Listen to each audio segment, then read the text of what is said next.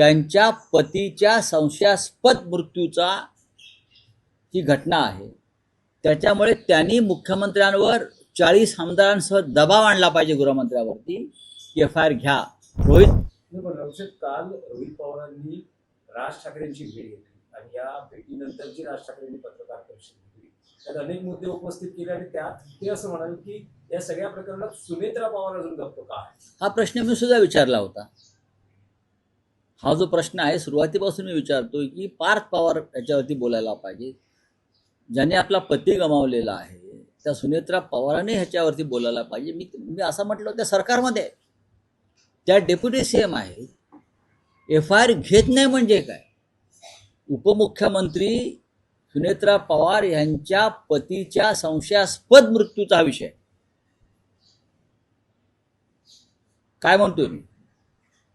पवार कुटुंबातला कर्ता पुरुष तर आहेच अजित पवार, पण सुनेत्रा पवार ज्यांनी शपथ घेतली मुख्यमंत्रीपदाची अजित पवारांच्या जागी त्यांच्या पतीच्या संशयास्पद मृत्यूचा ही घटना आहे.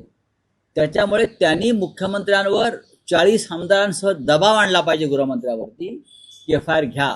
रोहित पवारांचं काय चुकीचं म्हणणं आहे की माझ्या काकाच्या मृत्यूचा संशय मला येतोय. VSR कंपनी आणि DGCA यांच्या हलगर्जीपणामुळं हा सदोष मनुष्यवधाचा गुन्हा आहे अशा प्रकारचा FIR तो हवा अशी त्यांची अपेक्षा आहे.